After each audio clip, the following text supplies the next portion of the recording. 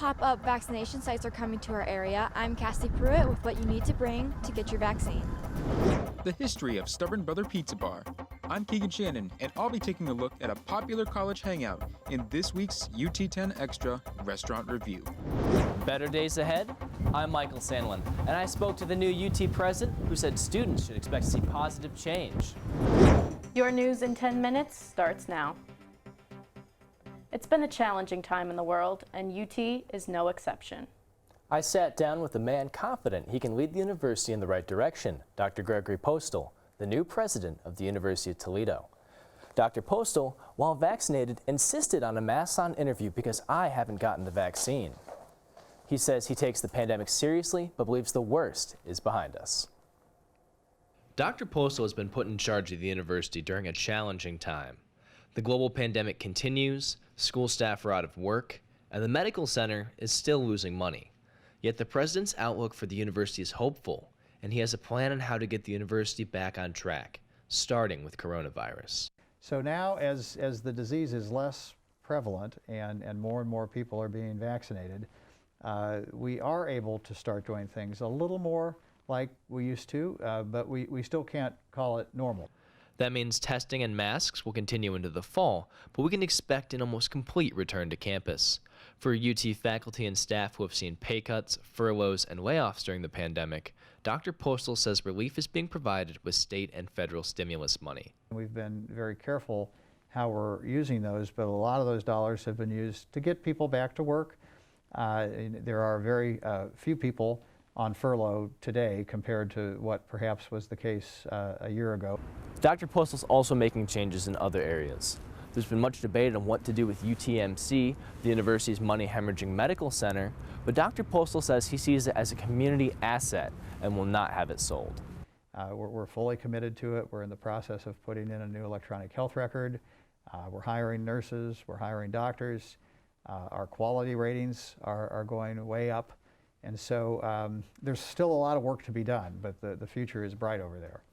Dr. Postal describes his own plans for the university as ambitious, calling not only for the university to grow, but also to strike a balance between the needs of students and the community. Whether he strikes that balance will only be determined with time. You can find my entire conversation with Dr. Postal, including discussions on preventing hazing incidents and protecting students of color, at UT10news.com. 10 people were killed, including a police officer, after a mass shooting took place in Boulder, Colorado. The 21-year-old suspect, Ahmad Al-Aliwi Alisa, has been charged with 10 counts of murder in the first degree. This shooting happened just 6 days after the Atlanta spa shootings, where 8 people were killed, 6 of them Asian women. The Senate met to discuss mass shooting prevention and reduce firearm deaths, as COVID-19 has fueled a rise in Asian American hate in the U.S. UT10's Demetria Mitchell shows us how some in the UT community have been impacted. Young Asian. Word of what happened last week in Atlanta traveled fast for people like UT student Juliana Sim. Pretty much right when it happened, because of the communities I'm in. And when I heard about it, it hit me hard, but to be honest, I wasn't surprised that it happened. Sim says with the increase in reported hate crimes against Asians, many were expecting something really bad to happen, but not to this degree. This type of discrimination is more of a subtle and verbal only. But now, after the spread of a pandemic a year ago, this type of attack become violent. Asian Americans have always seen discrimination through history, but with the COVID-19 pandemic, it significantly increased in the United States. According to the Center for the Study of Hate and Extremism, Asian American hate saw a 150% increase, while hate crimes overall dropped 7%. Professor Chin says realizing it could get worse is more motivation to acknowledge and bring awareness, like President Joe Biden did when he acknowledged and celebrated the Chinese New Year during the pandemic and unrest against Asian Americans. That really brought up some hope and positive feeling among, I think, not just only Asian Americans, but minority group. Currently, the investigation in Atlanta is still ongoing. For the first time, college students will soon be eligible for the COVID vaccine. This as pop-up clinics will appear across our area, including one at UT's campus. UT10's Cassidy Pruitt joins us now live from a vaccination clinic at the Lucas County Fairgrounds in Maumee. Cassidy, what should people bring when they get their vaccines? A photo ID and insurance card. This clinic ran by the Ohio Department of Health isn't billing people, but just wants to know if you're insured. It's been busy since they started vaccinating people here in December, but starting next week, it's about to get a lot busier. There is an organized line of people checking in, being given the shot, and then waiting for 15 minutes to check for side effects. It flows well and it gets you in and out quickly. The parking lot is full and a line is forming behind me of people who have made an appointment to get the Pfizer vaccination.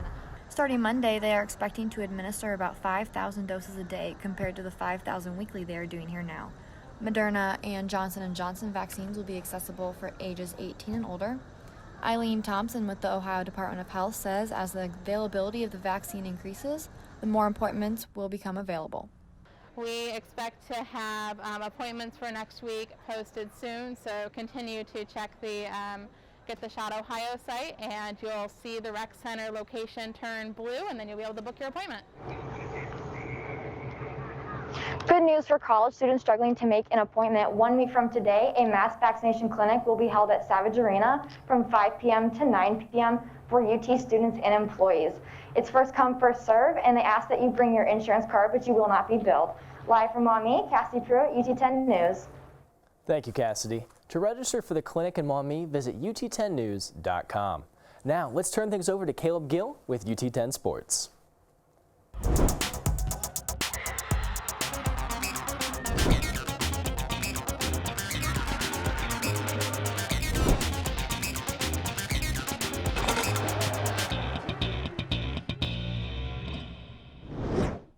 I'm Caleb Gill, and this is your UT10 Sports Report. The Rockets volleyball team had one final showdown for the Battle of I-75 earlier this week. But first, they played their final home game of the season this past weekend. The Rockets volleyball team has had a tough season up to this point, but you wouldn't know that from watching them play last weekend against the Buffalo Bulls. The first set of the night, Toledo dominated the Bulls, finishing the set 25-10, before the Bulls came back to win the second set 25-21. Third set was back and forth, but the Rockets pulled through, winning the set 27-25, and they were able to finish the game off in the fourth set with a score of 25-22. Freshman Taylor Ault had another standout performance, finishing the game with 22 kills. Senior Chloe Gillespie stood out as well in her final game at Savage Arena with 15 kills on the night. Earlier this week, the Rockets were looking for revenge against their rival from right down the road. In a game that was back and forth, the Rockets took the early lead, winning the first set 25-19, before the Falcons won sets 2 and 3 by a combined 7 points. With an opportunity for the Falcons to win the game in the fourth set, the Rockets had other plans in mind, as they went on to win the set 25-18. This left the game in the hands of the fifth set. The Rockets got off to an early 3-1 lead in the set before the Falcons got hot and eventually took a 7-5 lead.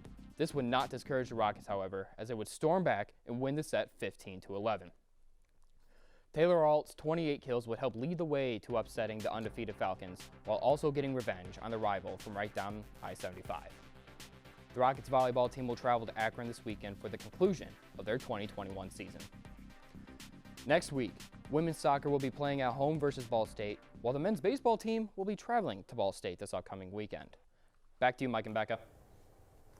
It was a sobering reenactment of what happens to nearly 100 people a day in the U.S. The Lucas County Drug Abuse Response Team, or DART, held a mock opioid overdose for students in the ROTC program here on campus. Students in attendance watched 2 overdoses, each ending differently. Affected family members also spoke to students. DART says of the 96 overdoses a day in the U.S., a cheaper synthetic opioid called fentanyl plays a huge role. Locally, fentanyl is appearing in drugs such as cocaine, marijuana, and meth.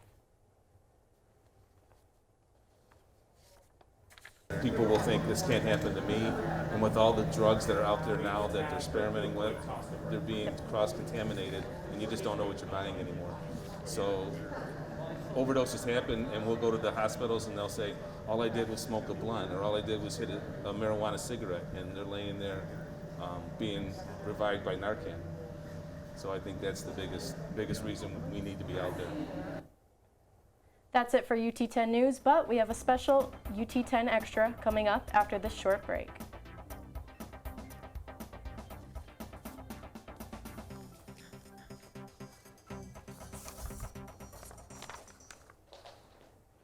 Let's say you're someone like Hannah, bright, resourceful, ready to go. You check out fill-in-the-blank State University, and you feel, well, a little lost. Then you reverse course. You visit that small college your uncle went to, but now you're stuck in neutral wondering if maybe they don't have the majors, internships, research, facilities, and activities that you're sort of expecting. And then you check out UToledo. You meet an advisor, and he tells you about the experience and mentorship you'll find right here at the University of Toledo.